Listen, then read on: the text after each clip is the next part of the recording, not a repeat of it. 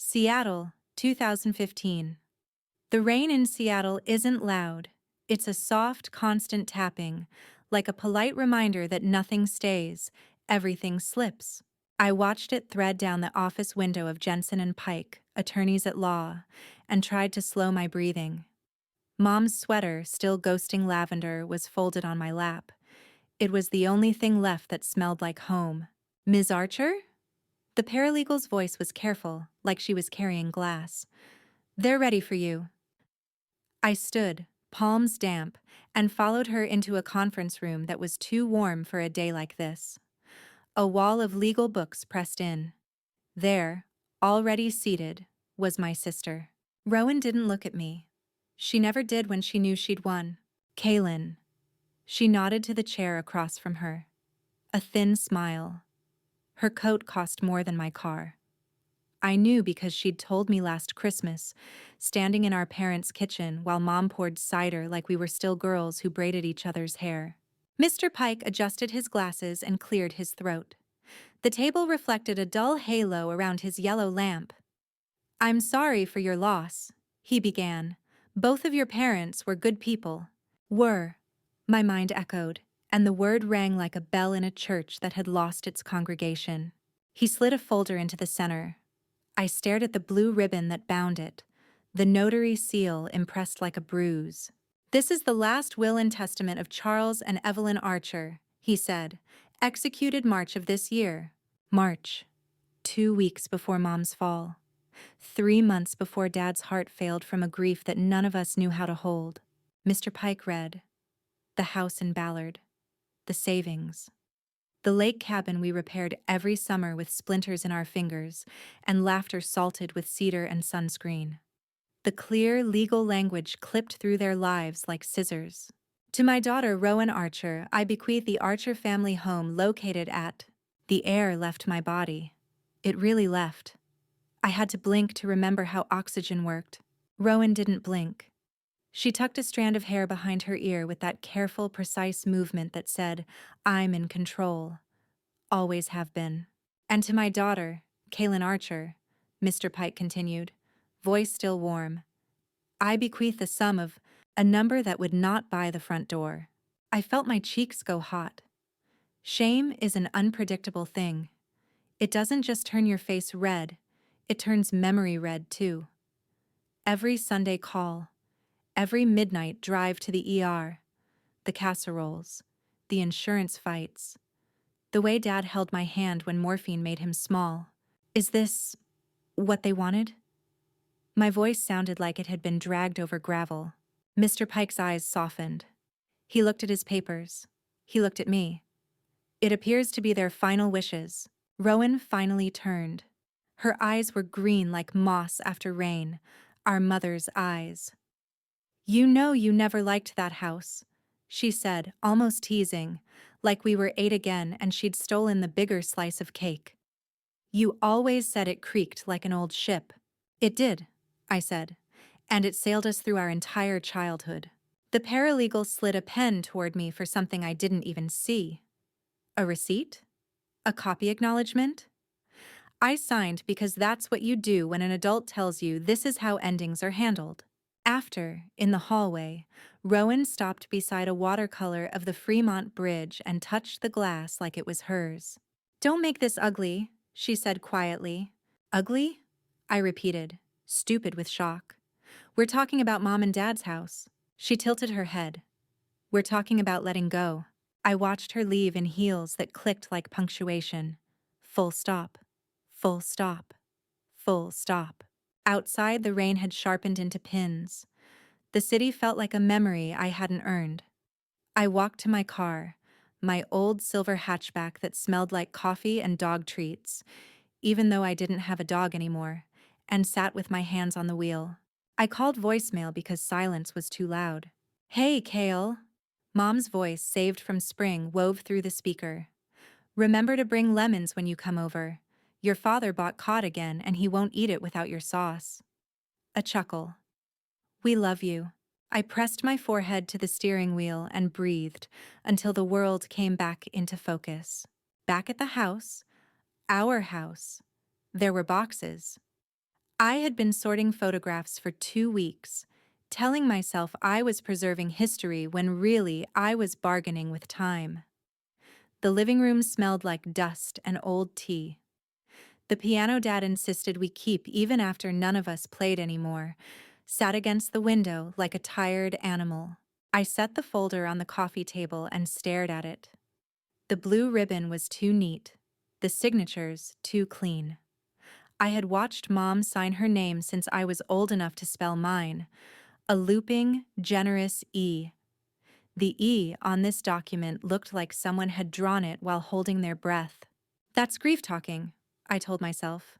Not logic, but grief and logic are sisters, and they fight more than they admit. I opened the folder. Legal papers slid like whispering. There were affidavits, a notary stamp from a woman named Helene Cortez, a date, March 13th. I looked up at the mantel clock. It ticked like it was counting seconds left in a game I hadn't known I was playing. March 13th, I wrote on a sticky note. I pulled my planner from my tote and flipped. March 13th. Take Mom to Dr. Hoskins, 2 p.m. Below it, in hurried pencil, dinner, salmon. I looked at the time on the will, 3:45 p.m. Could Mom have signed at 3:45 after a 2 p.m. appointment on Capitol Hill? Maybe. Traffic was bad. But Dad had stopped driving that month. He'd told me his hands felt like stone in the late afternoon. My stomach tightened.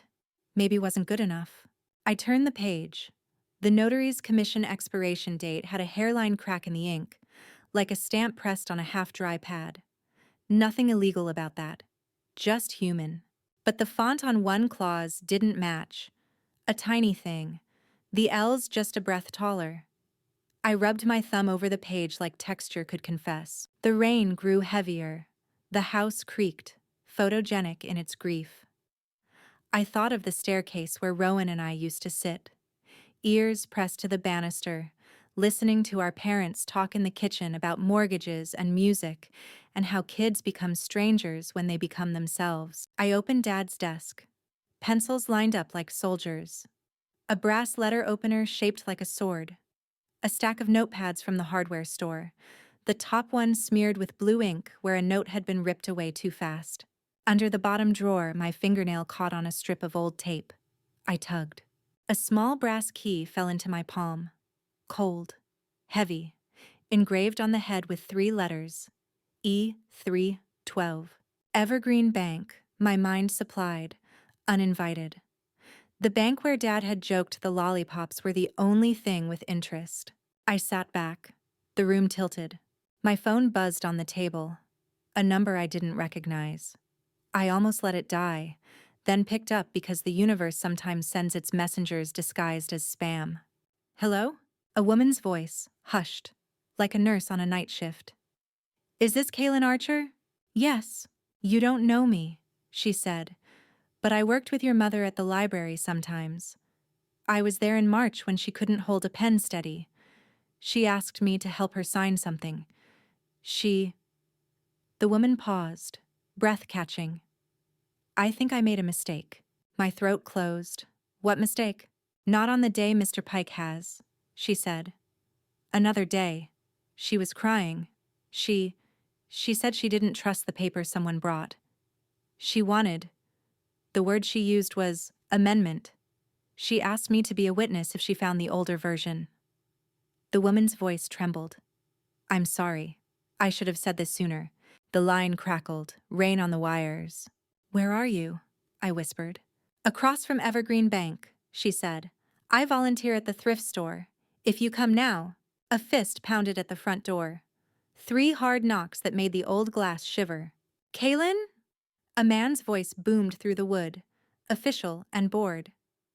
We're here on behalf of Ms. Rowan Archer to change the locks. I looked at the key in my palm. I looked at the folder on the table. I looked at the door that separated me from everything I'd ever called mine. Somewhere under the floorboards of my chest, something steadied. Not rage. Not yet.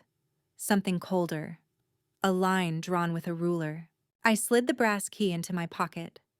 Just a minute, I called, voice calm for the first time all day. I grabbed my coat, my bag, and the folder. Then I took one last look at the house that had raised me, memorizing how the light fell on the piano keys like a prayer. The knocks came again, harder now. "Ma'am, we need you to open the door." I reached for the deadbolt and stopped, because behind me, on the mantel, the clock chimed 4 o'clock. And in its small, perfect ring, I heard Dad's voice, clear as spring water. "If you ever feel cornered, Kael, don't bark. Build." I turned away from the door. The rain followed me like a shadow as I pulled away from the house. In the rearview mirror, two men in black jackets stood on the porch, tools in hand, their posture casual, as if changing locks was just another Wednesday chore. Maybe it was, for them. For me, it was Rowan's way of erasing me in real time. I tightened my grip on the wheel. My pulse thudded in my ears, not from panic anymore, but from something sharper. Focus. The brass key in my pocket pressed against my thigh like a heartbeat that wasn't mine. E312, Evergreen Bank. And then there was the woman, the mysterious caller who said she'd seen my mother struggle, who claimed Mom had whispered about an amendment. Her voice was still in my head, shaking. "If you come now." I drove through Pike Street traffic, wipers beating rhythm with my thoughts.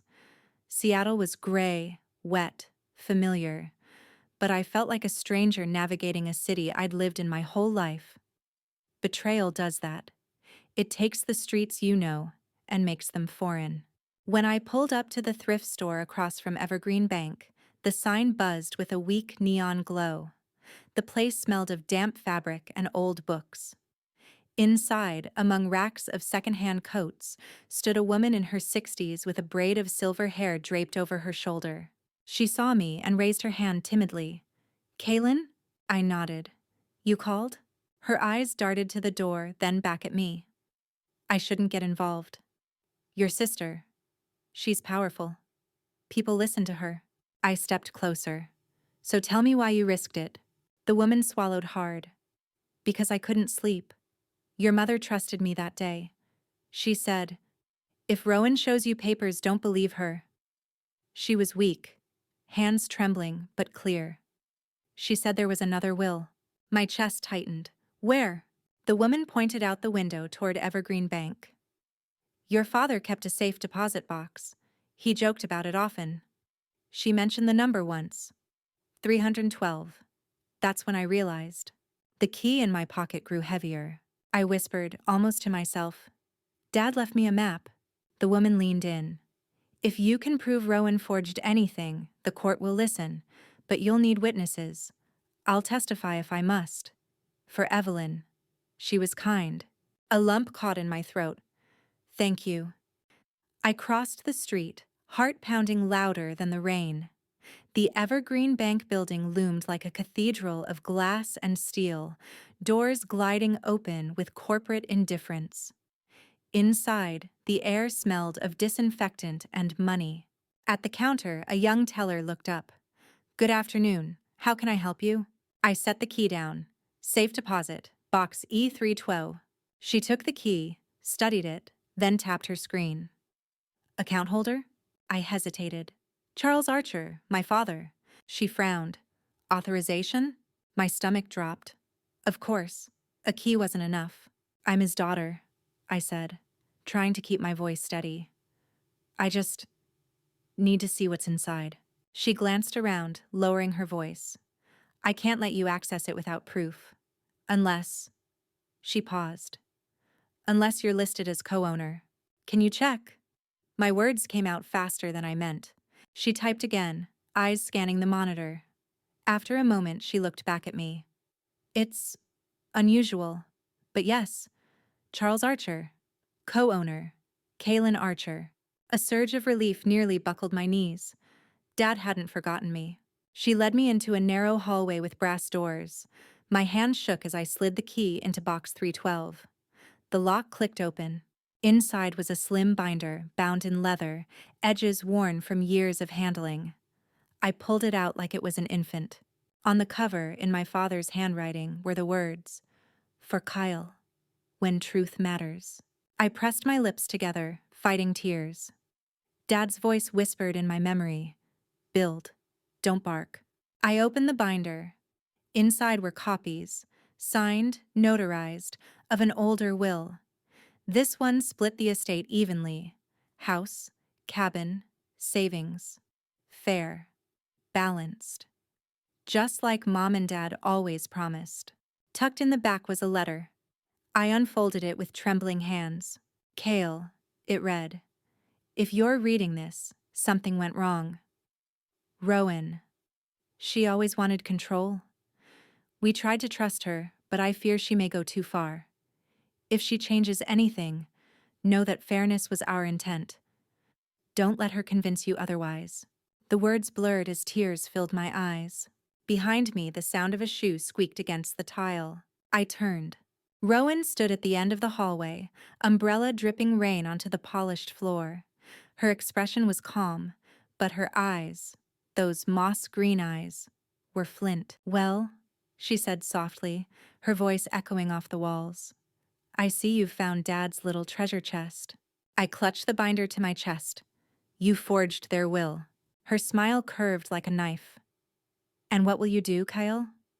Cry? Or fight me in court?" She took a step closer. "You'll lose. You always do." I shook my head, heart pounding. "Not this time." Her gaze dropped to the binder. "That belongs to me." I tightened my grip. "No, Rowan. For once, it belongs to me." Her smile didn't falter, but her eyes darkened. "We'll see." The bank hallway felt suddenly small, air heavy with rain-soaked tension.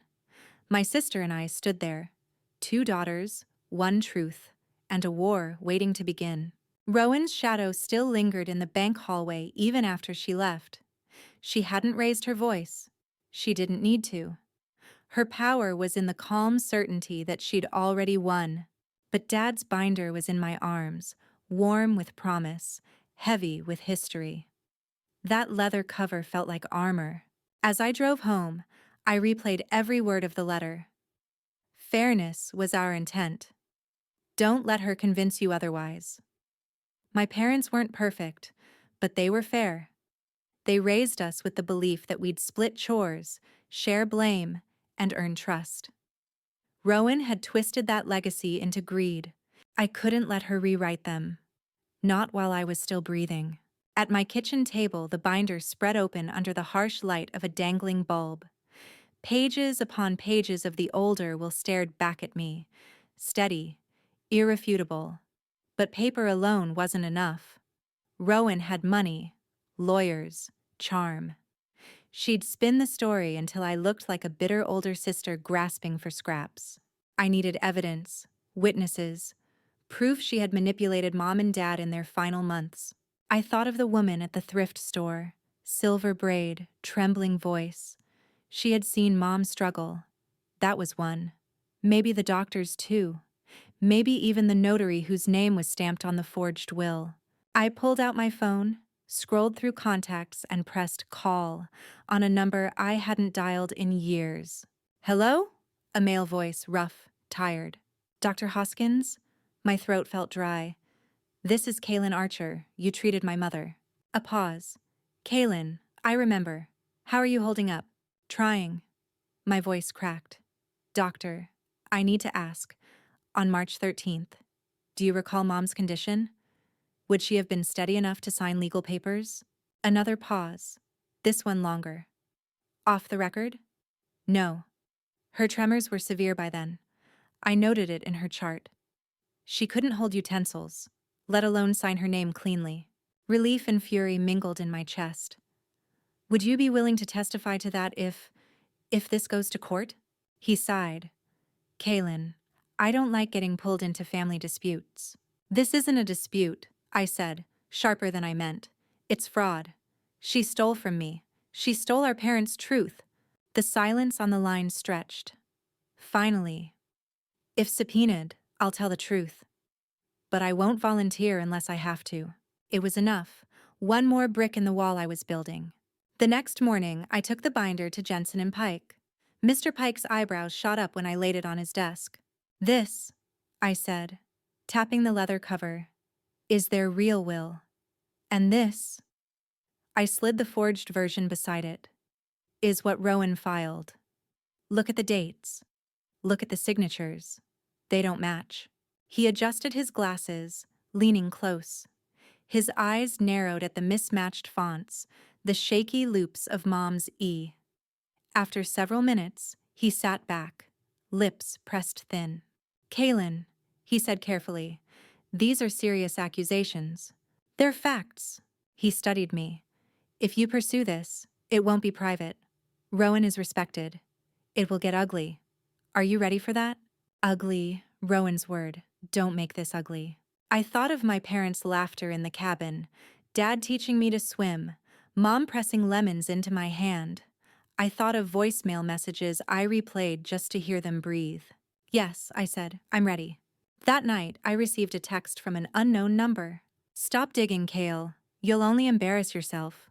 I stared at the screen, fury bubbling. She was watching me, monitoring my every move. Instead of replying, I opened Dad's binder again. At the back was a second letter I hadn't noticed before, folded small. I unfolded it carefully. Kael, if Rowan fights you, remember this. Truth doesn't just live in documents. It lives in people. Find them. They will stand with you. My heart steadied. Dad had given me a roadmap, and I wasn't alone. I picked up my phone and began making a list of names. Neighbors, family friends, anyone who had seen Rowan circling like a hawk in those final months. The storm was coming, and this time, I was building my own shelter. 3 days later, the sheriff delivered the papers to Rowan. I wasn't there, but I imagined her face when she realized I had sued her. The courtroom would be our battlefield, and as I sat in my quiet kitchen, binder before me, I whispered into the dim air, "See you in court, Rowan." But just as the words left my lips, my phone rang again. Unknown number. I answered. A man's voice, cold. "Drop the case, Ms. Archer, or we'll make sure you regret it." My hand froze on the table. My stomach sank. This wasn't just Rowan anymore. She had brought in someone else. The voice on the phone was ice. Not Rowan. Someone else. Someone she'd brought into this. I held my breath, gripping the receiver. "Who is this?" Silence, then a click. The line went dead. For a moment, the only sound in my kitchen was the hum of the refrigerator and the rain tapping the windows like impatient fingers. My chest tightened. This wasn't just family drama anymore. Rowan had hired muscle. Or maybe worse. Someone who didn't play by legal rules. I stared at the binder on the table. Dad's letter sat folded beside it, his words steady. "Find them. They will stand with you." "Okay, Dad," I whispered. "I'll find them, even if it kills me." The next morning, I double-locked my doors before heading out. Paranoia clung to me, but paranoia keeps you alive. At the coffee shop near Pike Place, I met my old friend Sarah. She worked as a paralegal downtown, someone who had seen plenty of messy cases. She listened quietly as I told her about the will, the forged signature, the threats. Her eyes widened. "Kael, this isn't small. If she's got someone making calls like that, you need protection." "I can't back down now," I said. "If I do, Rowan wins, and my parents' memory loses." Sarah leaned forward. "Then you need strategy, witnesses, documentation. You need this airtight." "I've started a list," I admitted. "Mom's doctor, the library volunteer, maybe some neighbors." Sarah nodded. "Good. I'll help you draft subpoenas. But Kael, promise me you'll stay careful. This could get ugly in ways you can't predict." Ugly again. Everyone kept using that word. I was starting to think ugly was code for truth.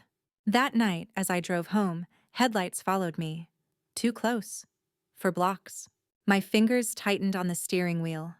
I pulled onto a side street, heart hammering. The other car slowed, then turned off suddenly. Coincidence? Maybe. But fear slithered in anyway, cold and persistent. When I stepped into my house, the air felt wrong, the faint smell of smoke.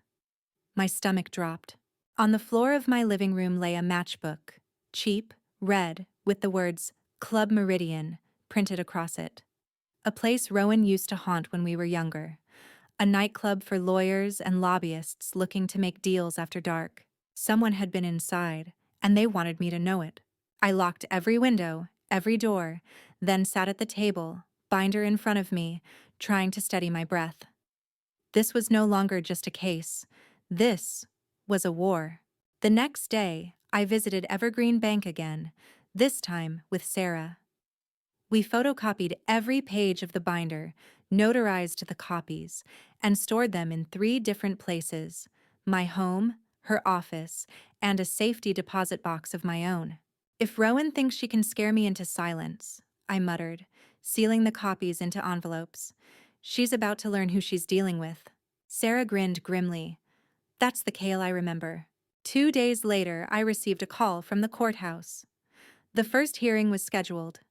Rowan had filed a motion to dismiss, claiming my accusations were frivolous. Typical Rowan. Attack before being attacked. But as I hung up the phone, I realized something. The matchbook. The mysterious caller. The car trailing me. Rowan wasn't just defending herself. She was trying to break me before I even stepped into court. And that meant one thing.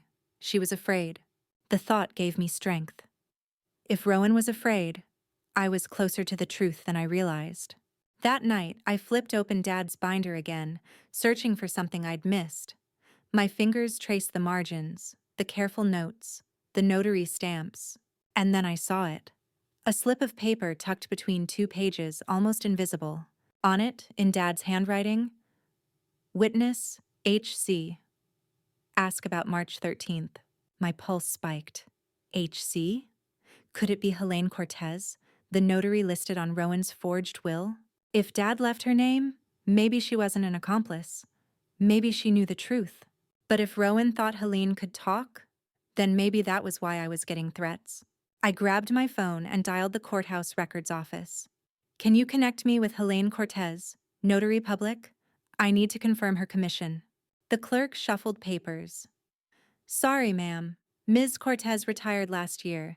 She lives in Tacoma now. Do you want her contact address? Yes, I breathed. Please. I wrote it down carefully, heart racing. Tacoma wasn't far. Tomorrow, I would find her. But as I set the pen down, the phone buzzed with a new text. This time, no words, just a photo. My house, my front door. Taken from across the street. The photo of my house stayed burned into my mind all night. I barely slept. Every creak of the floorboards, every sweep of headlights across the curtains made me jolt awake. Someone was watching me. Someone wanted me afraid. But fear only sharpens resolve when you've already lost too much. By morning, I packed the binder into my bag, slid the brass key back into my pocket for luck, and drove south toward Tacoma. Tacoma smelled of saltwater and pine. The address the clerk gave me was a modest 1-story house with peeling paint and flower boxes struggling against autumn's chill. I knocked gently. After a moment, the door opened a crack. A pair of wary eyes studied me. Ms. Cortez? I asked. Helene? She didn't answer at first. Then the door opened wider, revealing a woman in her 70s, hair pulled back, shoulders hunched. You're Kaelin. I blinked. How did you— Your father came here once, she said softly. He asked me to promise something. My heart jumped. Promise what? To tell you the truth if the time came. Inside, her living room smelled of coffee and mothballs. Stacks of books lined the walls. She gestured for me to sit, then lowered herself into a chair across from me. You think Rowan forged the will? She said, voice steady but sad.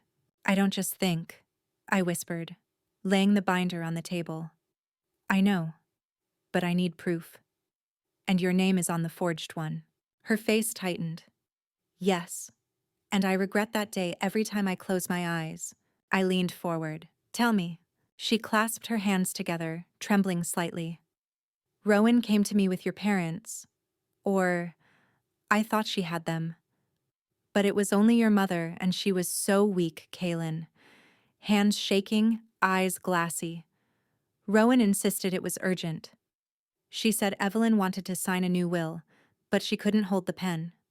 She pressed my hand, begged me to help guide it. My chest constricted. Mom, asked you? Helene shook her head firmly. No. That's the thing. Your mother whispered to me, don't let her change it. I'll never forget those words. But Rowan smiled, pressed down my hand, and made me witness the signature. It wasn't right. It wasn't Evelyn's will. It was Rowan's. Tears burned my eyes. Would you testify to that? Helene hesitated. Rowan has power. She has friends. I'm old, Kaelin. I don't want to be dragged through court. You don't have to want it, I said, voice shaking but firm. You just have to tell the truth. That's all my parents ever wanted. She looked at me for a long time, then nodded slowly. If called, I'll speak. For Evelyn. Relief hit me so hard I almost sobbed. Another witness. Another brick in the wall. On the drive back to Seattle, my phone buzzed with a new message. This time, words. Last warning, drop it. And attached, a photo of Helene's house. Cold sweat broke down my spine. They knew where I'd been. I tightened my grip on the wheel. If Rowan thought intimidation would silence me, she underestimated how much betrayal had already carved me hollow. A hollow woman has nothing left to lose. That evening, Sarah came over with files. We spread them across my table, binder in the center like a crown jewel. You've got Dr. Hoskins, the volunteer, and now Helene, she counted. That's 3, stronger than most fraud cases I've seen. I nodded, though my hands wouldn't stop shaking. And Rowan knows. She's watching me. Sarah frowned. Then we use it. File for a protective order. Make her threats part of the case. If she's desperate enough to scare you, the judge will notice. The thought gave me a spark of hope.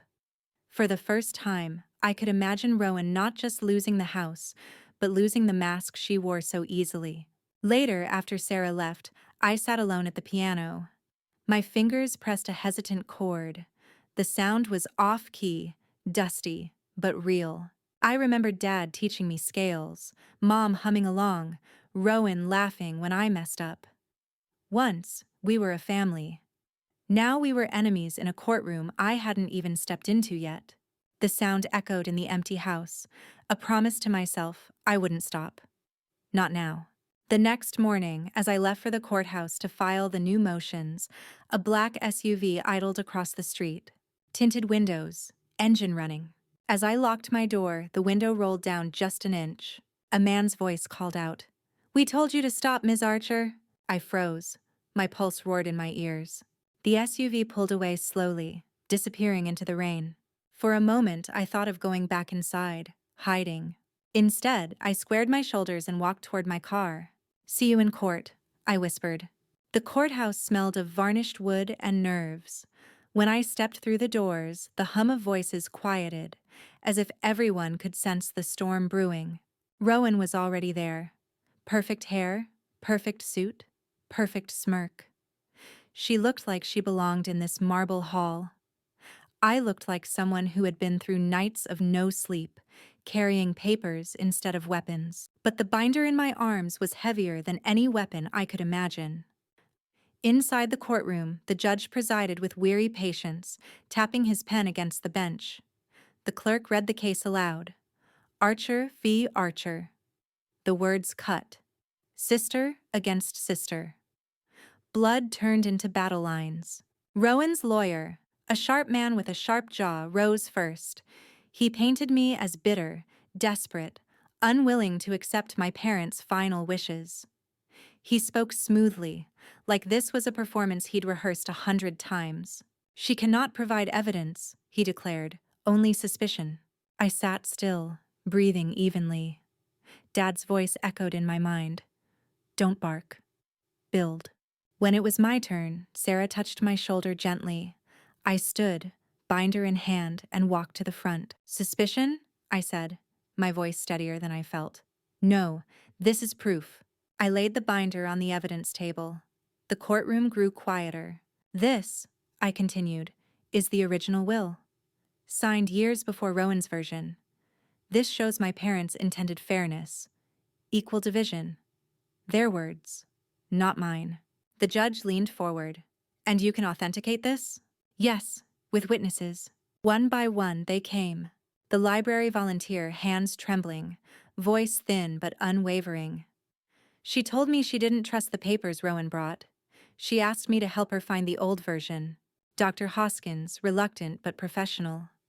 Her tremors were severe. She could not have signed cleanly on the date listed. And finally, Helene Cortez.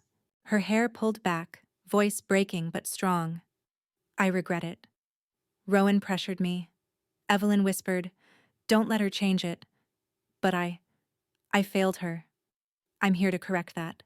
The room felt charged, every word tightening around Rowan like rope. Rowan's lawyer objected, tried to twist their statements, but the cracks were showing. Even the judge's expression hardened.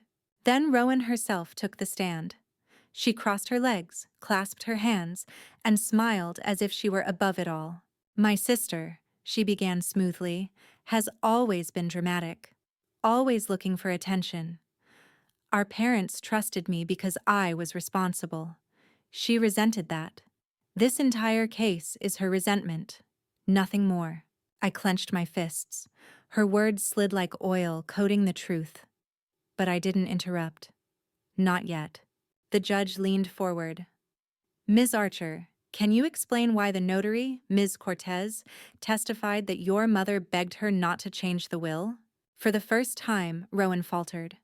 Just a flicker. A blink too long. A breath too sharp. "My mother was confused," she said quickly. "She was sick. She didn't know what she was saying." The courtroom murmured. Weak defense. I leaned forward, locking eyes with her. "Confused, Rowan? Or did she see you for what you really were?" The bailiff barked, "Order!" But the tension was already alive. The courtroom wasn't just listening anymore. They were watching Rowan unravel. When the judge called for recess, I stepped outside into the hallway. My knees shook, my throat dry, but hope flickered in my chest. For the first time, the tide felt like it was turning. Sarah squeezed my arm. "You did good, Kael. Real good." But as I caught my breath, my phone buzzed again. A new text. "Recess won't save you. Better watch your back when you leave today." I froze, the hope in my chest shrinking into ice. Because this wasn't just about court anymore. Someone out there still wanted me silenced. Permanently. By the time the 9th day of hearings arrived, I was running on caffeine, adrenaline, and scraps of hope. The courtroom had become my battlefield, but the war wasn't only fought in legal filings. It followed me home, into my sleep, onto every street corner where I swore I saw a black SUV waiting. Sarah tried to reassure me. "Threats are desperation. It means you're winning." But when you're the one being followed, desperation feels a lot like danger. That morning, I left early for the courthouse. My binder, now scuffed and worn, sat in the passenger seat like a loyal soldier. As I drove through downtown, my phone buzzed with a new message. "Final chance. Meet me tonight.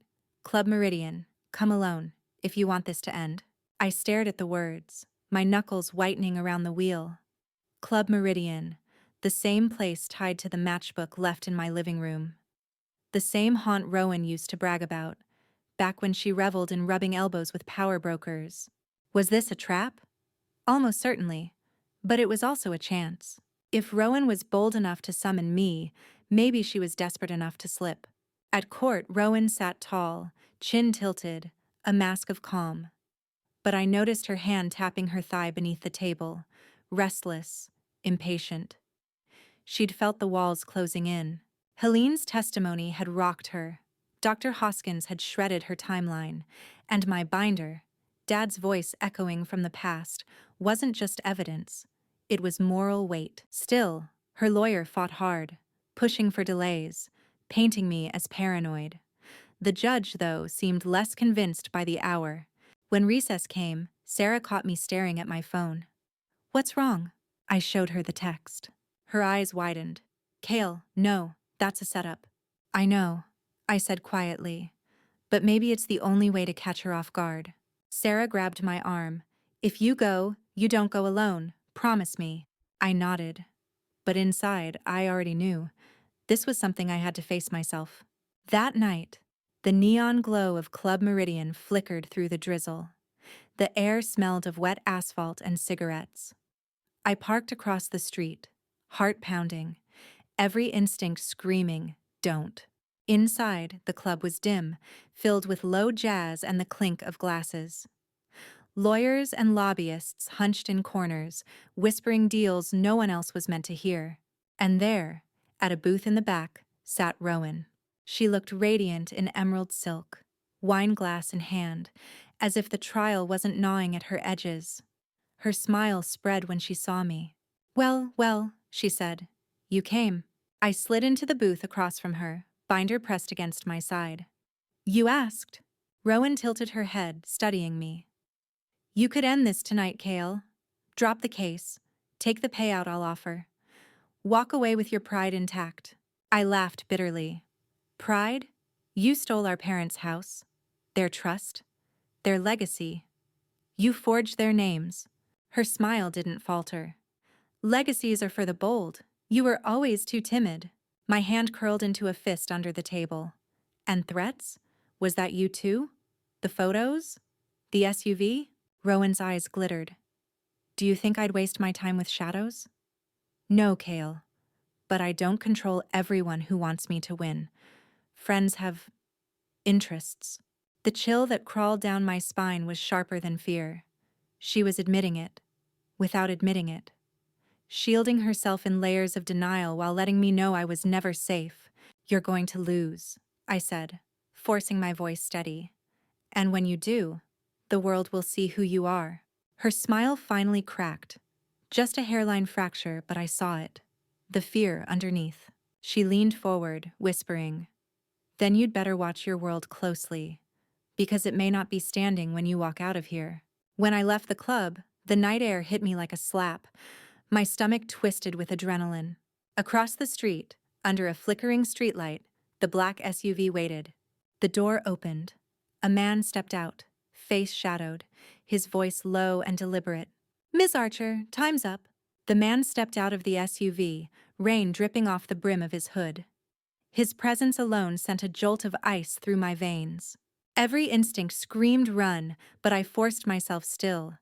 My father's voice whispered in my head, Don't bark, build.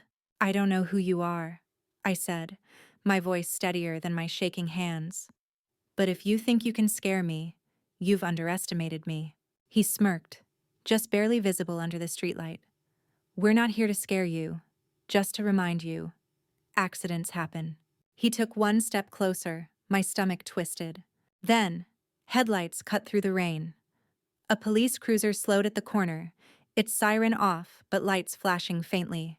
The man cursed under his breath, slipped back into the SUV, and the vehicle rolled away into the wet night. I stood there, chest heaving, binder clutched so tight my knuckles burned white.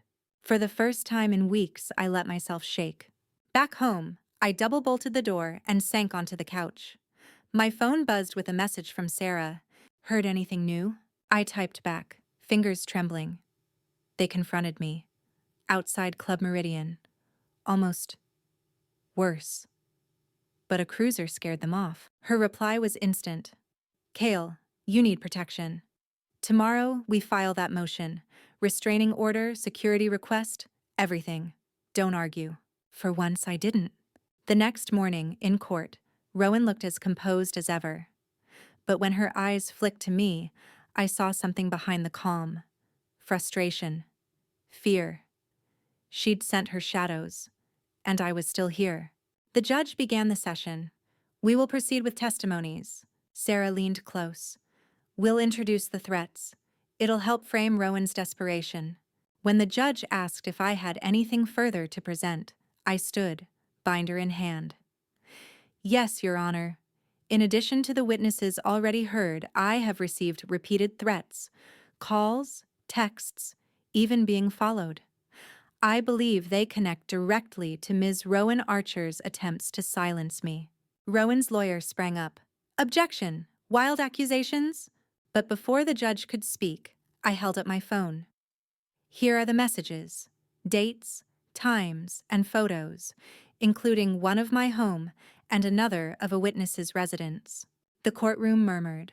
The judge's expression darkened. Admissible. Continue. Rowan shifted in her seat. For once, her mask slipped. Not much, but enough. Her jaw clenched. During recess, Sarah pulled me aside. "We're gaining ground. Keep your focus. They want to rattle you. Don't give them that satisfaction." I nodded, though my nerves still hummed from the night before. But just as I steadied myself, a bailiff approached. "Ms. Archer? Someone left this for you at the front desk." He handed me an envelope. No return address. Inside was a single photograph. It showed Rowan and me, together, as children, sitting on the front steps of the Ballard house, popsicles in hand, smiling with sticky faces. Scrawled across the bottom in black marker, "This is what you're destroying." For a long moment I couldn't breathe. My throat closed. That house wasn't just wooden walls. It was where our family lived, laughed, fought, healed. And now Rowan was using even our childhood as a weapon. I tucked the photo back into the envelope, set my jaw, and whispered, "No, Rowan, you destroyed it. I'm just showing the truth." When court reconvened, I sat straighter, binder on my lap, heart beating steady. Because if they thought memories would break me, they'd forgotten one thing. Memories were the very reason I was fighting. By the 11th day, the case was no longer just a legal dispute. It had become a spectacle. Reporters hovered outside the courthouse steps, microphones aimed like arrows, cameras flashing whenever Rowan and I entered. Her emerald suits, her calm smile, perfect for headlines. My tired eyes, my binder pressed to my chest, perfect for their David versus Goliath angle. Inside, though, I felt something shifting. The judge called for closing statements from both sides. Rowan's lawyer stood first, his voice smooth as glass. "Ladies and gentlemen," he began, "this case is not about fraud. It is about grief. My client's sister has been unable to accept her parents' final wishes. Instead, she drags their memory through the mud, spinning conspiracy from tremors and hearsay. The will is valid. The estate is rightfully hers."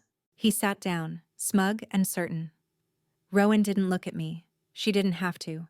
Then Sarah nudged me. It was my turn. I stood, the binder in my arms. My throat was dry, but I forced words through it. "This case is about truth," I said simply. "My parents taught me and Rowan that fairness was sacred, that trust mattered more than money. But in their final days, when they were weak, that trust was broken." I opened the binder, showing the court the cover. "For Kyle, when truth matters." "These are my father's words," I continued. "And this is the will they truly intended. It divides equally. Because that's who they were. They weren't perfect, but they were fair. That's the legacy Rowan tried to erase." I paused. Let the silence breathe. "If I walk away today, it's not money I lose. It's my parents' truth. And I refuse to bury them under a lie." When I sat down, my hands trembled. But the courtroom was silent. Even the judge leaned back, lips pressed thin, deep in thought. That night, the story hit local news. Archer sisters battle over family home. Clips of me clutching the binder played next to Rowan's polished smile. I hated the cameras, but part of me knew public eyes meant protection. If anything happened to me now, it wouldn't be hidden. The next morning, I arrived early at the courthouse. The air was sharp, crisp, heavy with tension. As I walked up the steps, Rowan intercepted me. "No cameras yet, just us in the morning, quiet." "You should have taken the deal," she hissed. Her voice was venom under sugar. "I don't want your deal," I said, staring straight at her. "I want the truth." Her jaw tightened. "You'll regret this." I leaned in, so close only she could hear. "You already do." For the first time, Rowan didn't have a comeback. She just turned sharply and walked inside, her heels cracking against the marble like gunshots. Later, the judge announced he'd deliver a decision soon. The air in the courtroom was electric, everyone waiting for the final blow. But as we left the building, a commotion erupted outside. Reporters shouted, cameras surged forward. And in the chaos, I felt it. Someone's hand shoving hard against my back. I stumbled down the steps, binder flying from my grip. The crowd gasped. When I spun around, breath ragged, I caught a glimpse of a man in a black jacket melting back into the throng. Rowan stood at the bottom of the stairs, her face pale, her eyes wide. For once, she didn't look like she was winning. I bent down, snatched the binder from the pavement, and held it to my chest. The cameras flashed, reporters screamed questions, my pulse thundered. But deep inside, beneath the fear, something else bloomed. This was the turning point. Rowan wasn't untouchable anymore. The shove outside the courthouse replayed in my head all night. Whoever that man was, he'd disappeared into the crowd like smoke. But the look on Rowan's face, that flash of fear, stayed with me. For the first time, I wondered, maybe her empire wasn't as invincible as it looked. Maybe the mask she wore so perfectly was beginning to crack. The next day in court, the judge's tone had shifted. He spoke firmly, briskly, as if he'd grown tired of the game. "Both parties have presented extensive testimony," he said. "We will soon render a decision." Rowan's lawyer still fought, objecting, twisting words. But his confidence had dulled. Even the jury, eyes flicking between me and Rowan, seemed less charmed by her polished veneer. When Helene took the stand again for cross-examination, Rowan's lawyer pressed hard. "Ms. Cortez, isn't it true you were under stress that day? That your memory could be flawed?" Helene straightened, her voice trembling but steady. "I remember exactly. Kaelin Archer said, 'Don't let her change it.' I failed her once. I won't fail her now." The silence after her words was deafening. During recess, Rowan approached me in the hallway. No reporters this time, just us. Her heels clicked sharply against the marble, each step like a countdown. "You're embarrassing yourself," she hissed, eyes burning. I folded my arms. "No, Rowan, I'm exposing you." Her smile cracked. Just a twitch, but enough. "You've always been jealous. You never could stand that I was the stronger one." I leaned closer, lowering my voice. "Strength isn't stealing from people who trusted you. That's cowardice." Her jaw tightened. For the first time, she had no quick retort. That evening, Sarah and I spread papers across my kitchen table again. She circled key testimony in red, underlined inconsistencies in Rowan's story. "You realize," she said quietly, "if the judge rules in your favor, it won't just be the house. Rowan's reputation is done. Fraud doesn't wash off." I nodded slowly. "She knows. That's why she's lashing out." Sarah looked at me carefully. "And that makes her dangerous. Be ready for anything." Later that night, I replayed a voicemail I hadn't listened to in months. Mom's voice, warm and teasing. "Kale, don't forget the lemons. Your father can't eat fish without them." The ache in my chest spread like fire. They weren't here to see this, to see their daughters rip each other apart. But I knew, if they were, they'd want the truth spoken, no matter how ugly. The next morning, the courthouse was packed. Reporters pressed against the glass, microphones lifted high. Rowan stepped out of her car, cameras flashing. She smiled, waved, soaking in the spectacle. But when her eyes flicked toward me, her smile faltered for half a heartbeat. The cracks were spreading. Inside, the judge raised his gavel. "Final arguments will conclude today. Tomorrow, I deliver my ruling." The air in the courtroom thickened. This was it, the brink. And as I glanced at Rowan, I realized something chilling. If tomorrow was the end, she would do anything tonight to stop it. The courthouse emptied at dusk, marble halls fading into shadows. Tomorrow, the judge would deliver his ruling. Tomorrow, everything could end, or begin again. But tonight, I couldn't shake the feeling that something was waiting for me. Sarah insisted I stay at her apartment, safer than my creaking house. She made tea, spread files across her dining table, and tried to keep me focused. "Tomorrow is the finish line," she said. "You've got the witnesses, the binder, the inconsistencies. Rowan's cracks are showing. We just need to hold steady." I nodded, staring into the steam rising from my cup. "She won't let it go. Not quietly." Sarah's eyes softened. "Then let's not give her any quiet to work with. We shine light on everything. She can't fight shadows when the whole city's watching. Her words calmed me for a moment. But later, when I lay on her couch, the city lights flickering through blinds, sleep refused me. Near midnight, my phone buzzed. Unknown number. Again. I almost ignored it. Almost. But something in me said, answer. I pressed the phone to my ear. A whisper, male, familiar. Last chance, Kaelin. Don't walk into court tomorrow. I sat up, heart pounding. Or what? Silence. Then. Or you won't walk out. The line went dead. I rushed to Sarah's window. Down on the street, parked under the glow of a flickering lamp, the black SUV waited. I gripped the curtain tight. They know where I am. Sarah joined me, eyes narrowing. Then we call the police. Tonight. By dawn, officers had filed a report, patrolled the block, and promised to station a cruiser outside the courthouse the next day. It wasn't much, but it was something. Still, unease gnawed at me. Morning came gray and damp. I dressed carefully, binder tucked under my arm. In the mirror, I saw a woman I barely recognized. Tired, hollow-eyed, but burning with something Rowan never had. Conviction. At the courthouse steps, cameras flashed. Questions shouted. Kaelin, are you confident? Rowan, any response to fraud allegations? Rowan breezed past, her smile sharp as glass. But her eyes darted toward the cruiser parked at the curb, toward me, toward the binder, and I saw it again. Fear.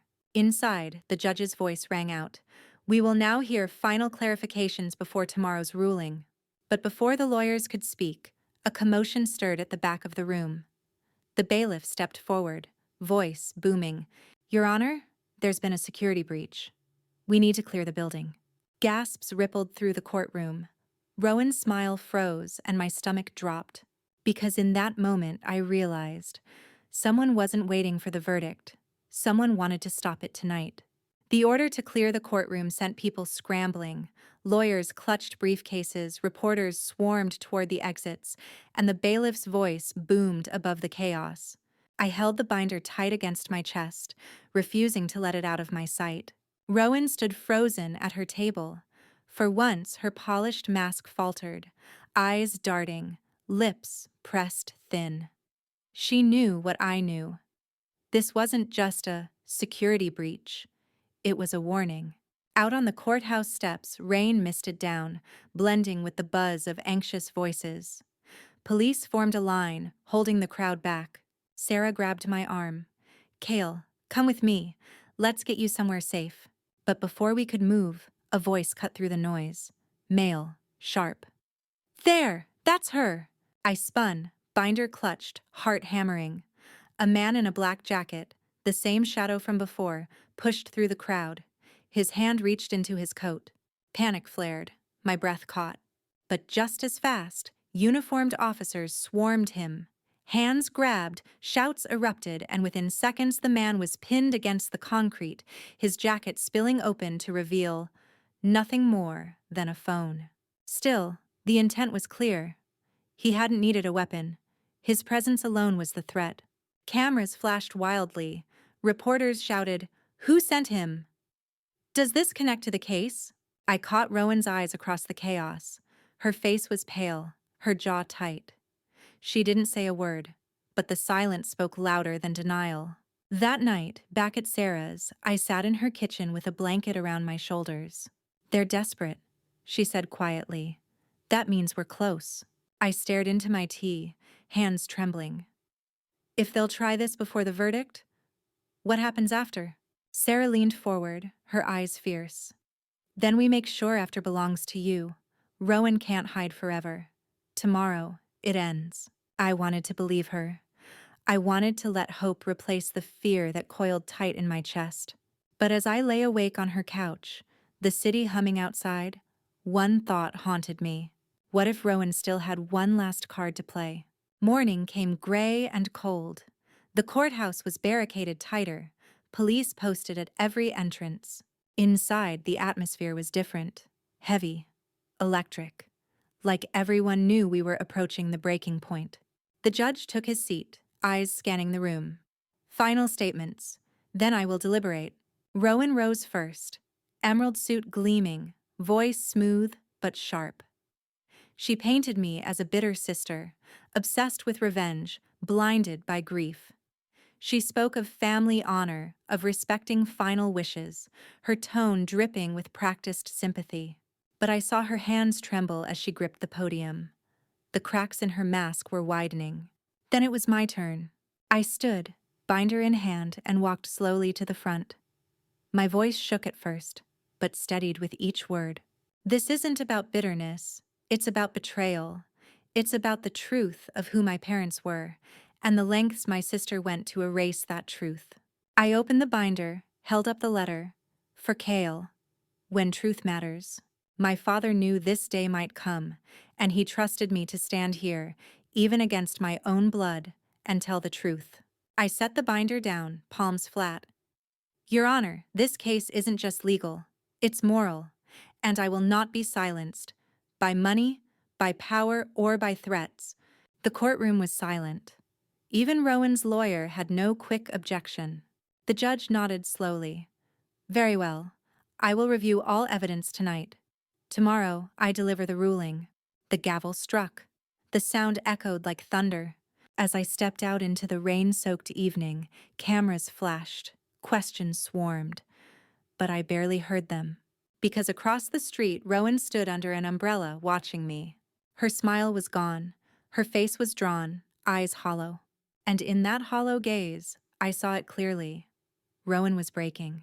The morning of the verdict was soaked in rain, as if the city itself held its breath.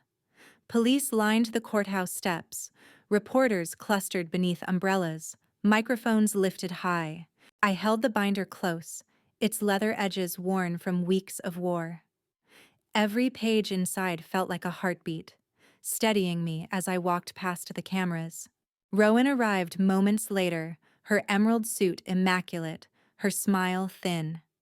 But her eyes, bloodshot, frantic, betrayed the storm behind her mask. Inside, the air was thick.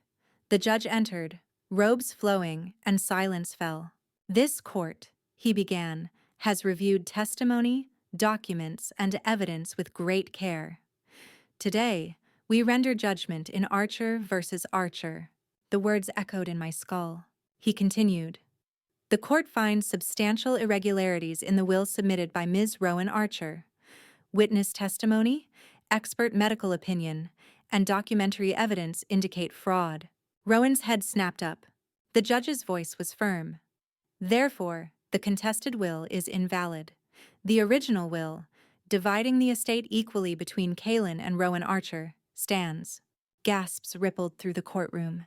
Cameras clicked. Rowan shot to her feet. This is ridiculous. She manipulated you. She's lying. The judge raised a hand. Enough. Sit down, Ms. Archer. Her lawyer tugged her arm, but she wrenched away, eyes blazing at me. You think you've won, Kyle? You've destroyed us.